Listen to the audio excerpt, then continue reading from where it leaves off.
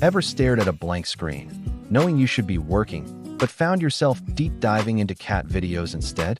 Or watched that deadline loom, promising yourself tomorrow, only for tomorrow to become never? You clicked on this video because you're tired of that soul-crushing cycle. You want to understand why you put things off, even when you know it hurts you. And you're right to seek answers, because procrastination isn't a moral failing. It's a deeply wired psychological battle. But what if I told you the common advice, just do it or manage your time better, is often missing the real secret? What if the key to overcoming procrastination isn't about willpower, but about understanding a few surprising cognitive traps your brain falls into? We're not just going to talk about what procrastination is. Today, we're diving into the 3 hidden psychological drivers that make you procrastinate, even against your best intentions. And by the end of this video, you'll not only understand why you get stuck, but you'll have a practical, science-backed strategy to finally break free. Stick around, because the solution is far simpler and more profound than you think. Let's cut right to it. The biggest myth about procrastination is that it's about laziness. It's not. The strongest point we'll uncover today is that procrastination is fundamentally an emotional regulation problem, not a time management one. We put things off to avoid negative feelings. Understanding this is the first crack in the dam. Trap 1. The feeling better now trap. Procrastination is a defensive mechanism. When a task triggers an unpleasant emotion, anxiety, boredom, frustration, your brain reaches for the nearest, fastest comfort. That's temporal discounting in action. The brain prefers immediate, small rewards, like scrolling social media, over larger, delayed rewards, like finishing your project. The feeling better now trap. But here's the insidious part. While our brain thinks it's helping us feel better now, it's actually creating a bigger, more stressed out problem for our future selves. The avoidance feels good, but the stress doubles. So, how do we outsmart this ancient wiring? We use temptation bundling. Couple the difficult task with a small, immediate reward you enjoy. Only allow yourself to listen to that favorite podcast while you're organizing your emails. You're essentially tricking your brain into getting the short-term relief, the podcast, while simultaneously doing the hard work. It's easy to beat ourselves up, but realize this is a universal human struggle. It's not your fault for having a brain that wants to protect you from discomfort, but it is your responsibility to learn how to guide it. Trap 2. The perfectionism and fear of failure paradox. This is the paradox of the high achiever. We put off tasks because we are so afraid of not meeting our impossibly high standards. If we can't do it flawlessly, we don't start at all. The fear of being judged, or even of disappointing ourselves, leads to total paralysis. This sounds counterintuitive, doesn't it?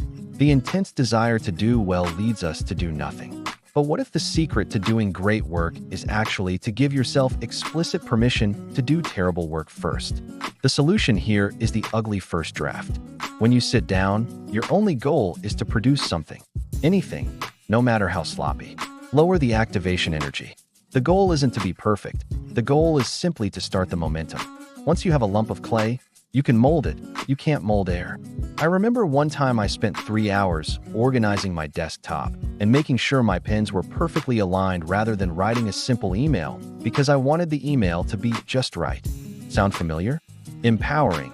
By embracing imperfection, we unlock massive progress. Trap 3. The future self. Disconnect. We see our future selves as strangers. Think about it. When you say, "I'll do the dishes tomorrow," you are making an agreement with a person you barely know and feel zero empathy for. It makes it incredibly easy to offload difficult, uncomfortable tasks onto this poor, unsuspecting stranger, the future you. It's like our present self is playing a cruel prank on our future self.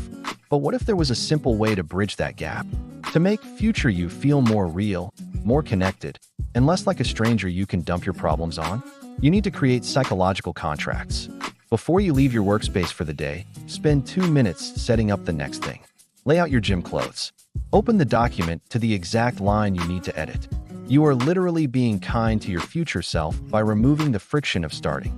It's a small act of empathy that builds trust between your present and future selves. This isn't just about productivity. It's about building a better relationship with yourself across time. It's about respecting the person you're becoming. Inspiring. And when you start treating your future self as a friend, incredible, consistent progress begins to happen. Imagine a life where deadlines don't fill you with dread, where you consistently make progress on what matters, and where you feel a deep sense of accomplishment at the end of each day. By understanding that procrastination is about managing emotions, embracing imperfection, and befriending your future self, you're not just getting more done. You're building a life of intention, freedom, and deep satisfaction. Now, understanding these psychological traps is the crucial first step. But perhaps the next challenge you're facing is how to consistently apply these insights, especially when motivation naturally dips. You might be wondering, okay, I get it, but how do I start that first uncomfortable task? And how do I maintain momentum when the novelty wears off? That's why I've created a follow-up video, the 5-minute rule, how to hack your brain's resistance to starting, which dives deep into immediate, actionable micro-strategies to overcome that initial inertia. It's the perfect next step to bridge the gap between understanding and consistent action. Click the link on your screen now, or find it in the description below to immediately jump into that next video. Don't let this newfound understanding sit dormant. Put it into practice. Your future self will thank you. And if you found this video helpful, please give it a like and subscribe for more insights into human psychology and productivity. See you in the next one.